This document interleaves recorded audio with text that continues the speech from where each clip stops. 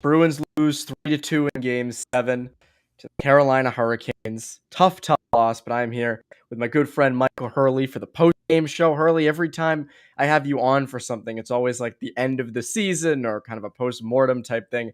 And this is immediate. This is right after. 3-2 the final. Tough loss. Heartbreaking ending, by the way. Like, I think that was almost worse than if they just lost 3-1 and it was like, oh, the offense didn't show up. The offense actually showed up big, just too little too late. Final minute offense, which is, I think, the most heartbreaking for fans.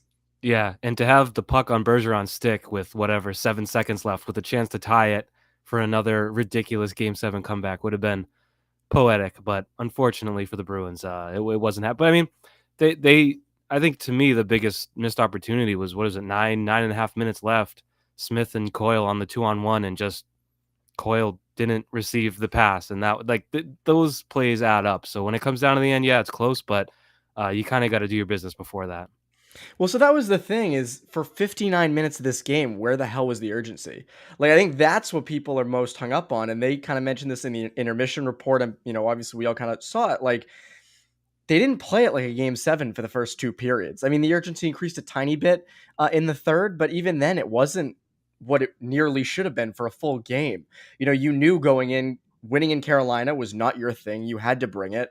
And I didn't think they looked terrible in the first. I thought they did enough to keep it scoreless. And then Carolina scores with 1:24 left.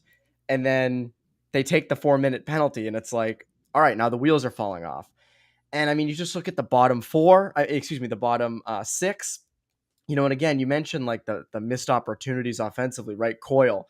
But, you had Taylor Hall in the first period on that, cross crease 2-on-1. Ranta makes the save, but still, it's like, you got to bury that. Mm-hmm. And then even at the end, Pasternak, there was a play in that final, might have been, you know what I'm talking about, final it was minute. like a diagonal pass, and it bounced over his stick, but bounced over his stick. And it's like, if those go in, and I think that's what people are going to have the toughest time swallowing, is just those missed chances. Well, not just and that. It's adding up. Because you talk about the urgency. I mean, Carolina is a much better team than the Bruins, but Yes. you made it to Game 7, which is, you got yourself a chance to win this series, like kind of steal the series. And okay, things hadn't necessarily been going the way you wanted to, but you get that gift of a power play in the third period and don't get a single shot on net.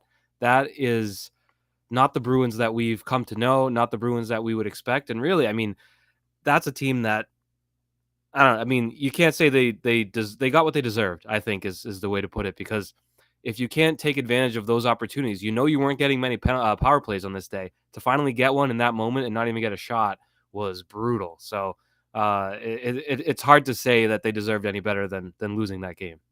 And again, it comes down to what their issue was in the series, which was they could not play in Carolina. And I think one of the worst parts of this series from the Bruins' perspective, like as you said, Hurricanes were the better team going in. I mean, they were favored. A lot of people picked them. I picked them at the beginning of the series, but they had a backup goalie in net. I picked them in 4.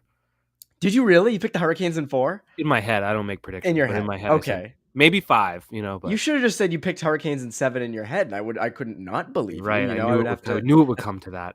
But yeah, the goalie factor should have, or could have, played a bigger role than. I mean, it did play a big role, but it allowed you to get to this point in Game 7. I don't think Swayman played poorly tonight at all, but it was sort of a non-story. The save you made on that you mentioned, the save you made on Hall was that I the big made. One. Yeah, great save by you, Evan. Great save. Dexterity there. I didn't know you had that in you, but no, that save was the one. I mean, if that goes in, the whole shape of the game changes. So credit to Ranta on that one, but it should have been a bigger deal, and they couldn't capitalize.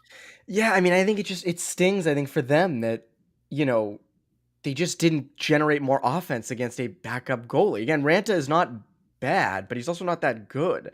And again, if this was Freddie Anderson, it's different, right? If it's Freddie Anderson, you get stoned by a guy who got snubbed for Vezina voting, then sure, right? You live with that. But I think the fact that you couldn't generate offense, Craig Smith held off the score sheet. Charlie Coyle had a pretty quiet 7 games. Eric Holla, had that one goal. I know Coyle had a power play goal as well, but they had quiet series. David Pasternak was quiet at times. Taylor Hall, like the fact that you couldn't, the secondary scoring that sustained them for most of the season, especially when they were like one of the top teams in hockey in the second half of the year, it was all the secondary scoring.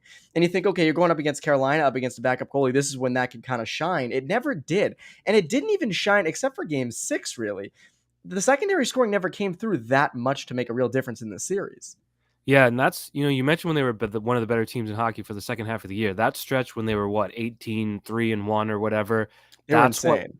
that's what it was. You were getting goals from all four lines. You were getting contributions, and then once that dried up, they hit that cold spell, and they were whatever 1-4-1, and it was they were at the point when they were surging. We were talking about the 2 seed in the Atlantic, and then within 10 days, we were talking about perhaps the second wild card. So I think Yes. it's a good picture of how much the secondary scoring impacts the team overall because it, I don't know. You watch the game today, and the reason I say I picked Carolina, the reason they're like, are we sure Trent Frederick is an NHL player? Like, are It's we sure? valid. And he's on the third line, like let alone a third line winger. I know Bruce Cassidy doesn't really feel that he's an NHL player based on the fact that he was a healthy scratch for most of the series. So it's just not the type of lineup that I think is built to go deep in a playoff series. Maybe you can have that hot stretch in the regular season, but I mean, to me, for a long time, the writing's been on the wall that this team was at best what they were last year, which is win a series and lose in the second pretty convincingly. So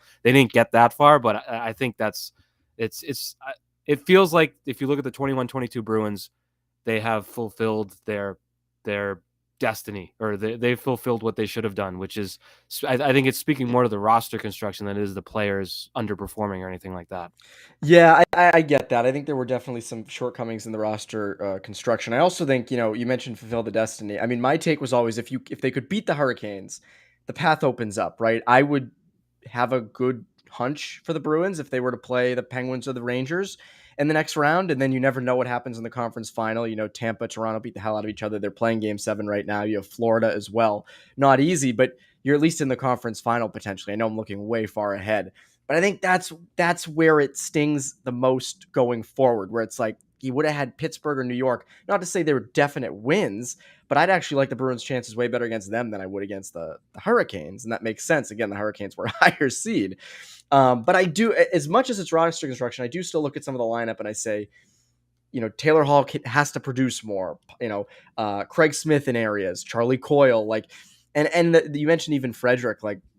Obviously, Trent Frederick, we were not expecting to score a bunch. He did. I mean, the one play that summed up this whole game was when he hit the post, and then they Yeah, went down the other way and just immediately scored. And that yeah. was when you kind of knew that it was like, all right, well, writing's on the wall for this one. Credit to This him. one is not going well. Nice shot. But no, but I mean, the second goal, I don't know whose responsibility it was to cover the right point, but nobody did. It was the Coyle line was out there. The puck wheels around to the point, and when you give an a skilled NHL team that much time and space to operate, bad things are going to happen. So I lean toward assuming it was Frederick's fault. We'll see on the further breakdown, but things like that where it's just quick little mistakes, split second decisions, they lead to terrible things. But yeah, I don't know. I mean, do we talk about Nick Foligno when we talk about dedicating $3 million to a player? I mean, I don't know Well, what he that's a brought to whole. the Bruins this year, other than a 25-minute ceremony for his 1,000th game before one of the games this year. That was moving. But other than And his that, I love mean, for candy corn. People forget back at the beginning that of the was a year. long time ago. Yeah, that That was a was very long time ago. old school.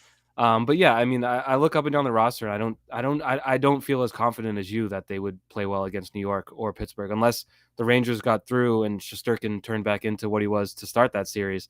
But I don't like them against really the only playoff team I would like them against is Washington, and then they ended up being a pretty tough playoff team too. So I don't Yeah. I don't see it that way. Well, yeah, I know. I totally get that. And again, it hints at the part that, like, and this is stuff I think we're going to get to later in the offseason where we're kind of dissecting every part of this going, that fourth line didn't make a lot of sense, or, Frederick on the third line. Because again, there was a stretch there in the regular season when Frederick, Coyle, and Smith was their best line, which is wild. And, one thing I was very shocked at with Bruce Cassidy in game 7 was he never reunited the top line. And you would have thought in a do or die game 7 where you need a goal, why was Pastrnak not put back up with Marchand and Bergeron? I know Pastrnak did not have the best game tonight, but still, like, what? I didn't understand why that line was not put back together when you quite literally needed at least one goal. And none of those lines 2 through 4 were getting you close to a goal going to the third. I thought for sure when they opened the third, I'd see that top line up there. It's a great point too, because it's, I mean, there's game flow and there's reading the feel of the game. And if Eric Howla was generating chances and was all over the puck and was, dominating puck possession, then I could see maybe sticking with that line to keep them alive. But that was not the case. You needed to pull the ripcord on the desperation of reuniting that line. So I think that's a fair second guess. I think a lot of people were second guessing it in the moment, saying like, all right, the clock is ticking. I, and the fact that he had done it already this series makes it even more baffling to not do it when the season's on the line. Yeah, I didn't understand that either because he had, and I was surprised even. I understood, switching the lines up for Game 6 or whatnot, but to not have them back together for Game 7 when you don't have the line matchups that you want, why wouldn't you just try to overpower them? And I didn't quite understand that. I know he's trying to do the depth thing, and you have to cover different ways of the lineup. It's not, you can't just shut one line down and shut the whole team down, but that's kind of what ended up happening. And again, I mean, obviously the first line did score. They scored a goal. It was Jake DeBrusk. But I It just was feel an like accident, but it pretty much was. still That's another counts. whole. That's another. There's a lot of off-season storylines. I don't want to use them all up in a post-game show because Hurley, as you know, they got an off-season full of stuff to talk about. So I don't want to. I don't want to, get it all out of the way now. But what they end up doing with DeBrusk is going to be very interesting because he was solid through. I mean, not the greatest playoff series, but he did produce at times, and he was good in the second half. Like the trade request is still in, as far as we know. So that's going to be a whole thing to watch. There's obviously a much bigger storyline with Patrice Bergeron. What's your take on that? Well, my Bergeron. take is that Jake DeBrusk as a Masterton nominee is one of the most comical things I've ever heard in my life. That was wild. I'm not sure what led to that. What turmoil he endured by requesting a trade and having it denied and then playing decently. But Yeah. no, there's a lot. I mean, it all depends on Bergeron, because to me, if Bergeron goes, you've got, it's not your normal offseason patchwork, fix this, fix that. It's philosophical. It's big picture. It's, do you start thinking about your stars and Marchand and Pasternak, trading them off and restarting? I don't like. There's a lot to consider there, because the way that we've from the outside have all looked at this run is like, for as long as that core is there, you do what you can to win a Stanley Cup. As long as that core, True. and to me, all that's left of the core is Bergeron. Marchand, yes, but once Bergeron, if he does decide to retire, there is no core.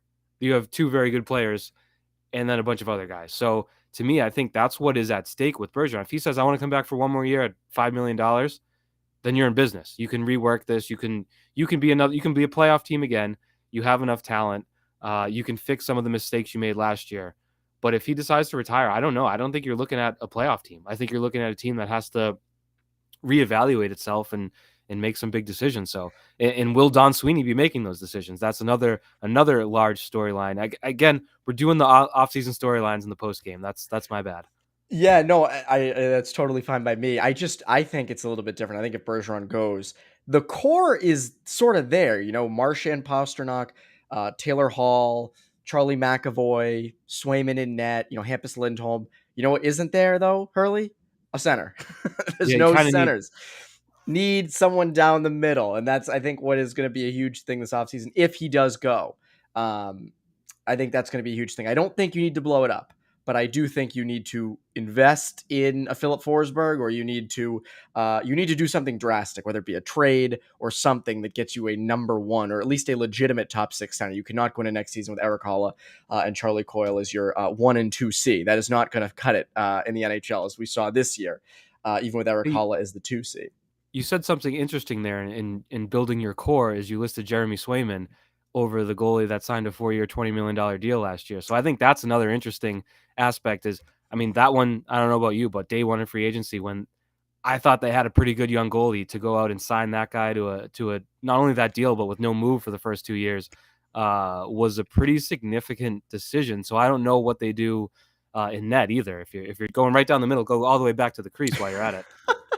No, it's true. But I do think that you look at this season, Omar was valuable. I mean, Olmark Yes. stepped in when Swayman was not hot. Olmark, I mean, they were on and off hot. I mean, whether or not Olmark's worth the actual money is sort Yeah, of a couldn't whole you nother get that thing. from, like you could get that from a Halak for $1.5 million every I don't year, know you if to know? that level you could. And there also weren't a lot of other good veteran goalies who you could have signed like a Yaroslav Halak last offseason.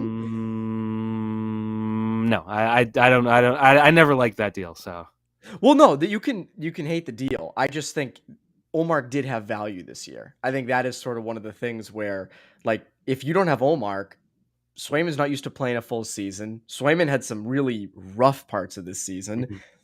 I think Olmark was kind of always the stopgap. You know, you even look at games 1 and 2. Olmark kind of was like the first guy through the wall. You know, like in Moneyball, first guy through the wall always gets hurt, or whatever the quote is. Like that was kind of Olmark this series. But I thought, I mean, again, going back to Swayman, I think Swayman's your. I think, I think if there's anything that's been proven from this season, I think you have a young starter in him. Like I don't Yeah. think that that's a crazy thing to think. I think you have a number one in him. I think they're going to stick with the goalies they have for next season. I don't think anything's going to change with that. But I do think that Swayman, you have something like that is a positive. I think even in this series, like was he the star of the show in Game 7? Absolutely not. But you you got he wasn't bad. He was fine. So it's promising. At least you got something in net, which I don't think is too bad. It helps too that we mentioned Masterton nominee Jake DeBrusk earlier, overcoming the adversity of playing for a team you didn't want to play for. At least in net, you have two goalies that like each other and This is seem to true. root for each other, which in professional sports is really weird. I'm sure you saw Ryan Tannehill 2 weeks ago be like, Ooh, that, "My that was job's not the terrific. mentor," and it's like that's absolutely true, and it's like controversial, but it's like this is a cutthroat business. So to have that sort of harmony it does allow them to sort of say, look, we're gonna do the same thing next year. And they might both be for it. I don't know. If I'm Swayman, I'm lighting my hair on fire, being like, you didn't trust me enough to go into the year with me as a number one. You decided to send me down when you knew Tuca was gonna come back. You started the other guy and then went to me in the playoffs. It's just like I would Jake DeBrusk myself if I were him, but I think he's a little bit more mild mannered and temperate than I might be. I don't think he's gonna be doing any of that. It was also his first full year starting in net. It's like it's hard to trust that fully. But anyways, that is in net that we saw. Were there any other things that stuck out to you from Game 7 that long term implications or anything like that? Any big thoughts that we didn't get to? No, I mean, I think Anything it with went Grizzlick? the decor is a problem. I mean, the decor is it's you have two guys at the top now, and then you have other guys. I don't know. We all wrote the myth of Derek Forbort after he had 9 blocked shots, and I think that tells the story of the Bruins decor. It's like this guy blocked shots. Yes. On other teams, they produce goals, they get pucks toward net, they play 200 feet. It's missing, and Grizzlick didn't develop the way that they hoped or wanted, which I think is more on them than him. I think he is maybe because they saw Torrey Krug become Torrey Krug, like someone else could do that, when clearly that's not the case. So I don't know. It's the hardest thing to do, I think, in the league is to build a solid decor 1 to 6. They've certainly had some swings and misses in recent years. I don't know that that's one that you can turn over year to year. That is a system thing. It's not like you can just go out and get 3 great D-men and be solid there. So I don't know how they fix that year to year. I think Brandon Carlo is your biggest issue back there in terms of money you have locked up, in terms of expectations, being the next shutdown defender, and that just hasn't been there. It wasn't against Carolina. It wasn't this season. It wasn't last season. Like that's a thing you gotta figure out. You got to get to the bottom of that. I remember back in January when Cassidy said they got to start playing like pricks more. It was kind of directed at him. Like Yeah. you got to play Yeah. angry, dude. Like you got to be mad. And there were a lot of times this year where that just wasn't the case. The bad turnovers. And again, he's not a puck moving defense. We know that. Um, but to have the money invested in him that they do and the expectations, I think that is a thing this offseason that is an issue. Like that's not a good thing. So there are a lot of questions with this team. And even if they went to the second round, I mean, again, as I said, I think they get past Pittsburgh or New York. I still think even if they went to the conference final this year and lost, you're facing the same questions. These are all the same questions that you're facing. It's not like easing the burden of those things unless any of those guys go sicko mode in the next round or whatnot. So you But like that on the sicko plus mode side, reference? What's that from? Oh, it's Travis Scott. So, Okay, yeah, I've heard it. I don't know. He had a Happy Meal named after him once. this is true. It So, wasn't. It was a meal at McDonald's. It wasn't just a Happy Meal. It was a meal. but then yeah. Anyways, um, um, People at watching the are like, "What the hell?" on the plus side, losing in the first round I think helps expedite a lot of decisions. If you make it to the conference finals, there's a lot of we'll just bring it back and make this tweak and that little minor change. At least this way, you know that you are the bottom of the playoff class. Like, yes, you forced a game 7, but I mean, you look at aggregate goals against the team that you played against this year, you weren't on their level. So I think from the management standpoint, there has to be that sort of reckoning that they're not good enough. And losing in the first round does help drive that point home, I think. You're correct. Before we go, do you think there needs to be any changes to the coaching staff? Do you think there needs to be any changes to the front office? I would change. I mean, I would change the front office before the coaching staff. I don't think I would Bruce agree. Cassidy. Whatever, we could nitpick certain things and we could say that this wasn't good. And maybe we saw with Claude Julien, coaches run their course. So if that's the case, then fine. I don't think it is, but maybe I'm not going to say it is or isn't.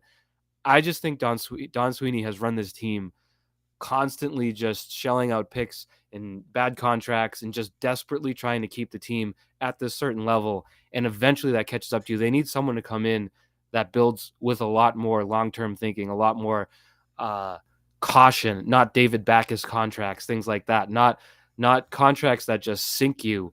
I would even put like Allmark and Foligno this year are 2 players you could have absolutely done without, and that money could have gone elsewhere. And if not, like, there's so many decisions that I think Don is not adept at making, and eventually it caught up to you. I mean, they had so much talent for so long.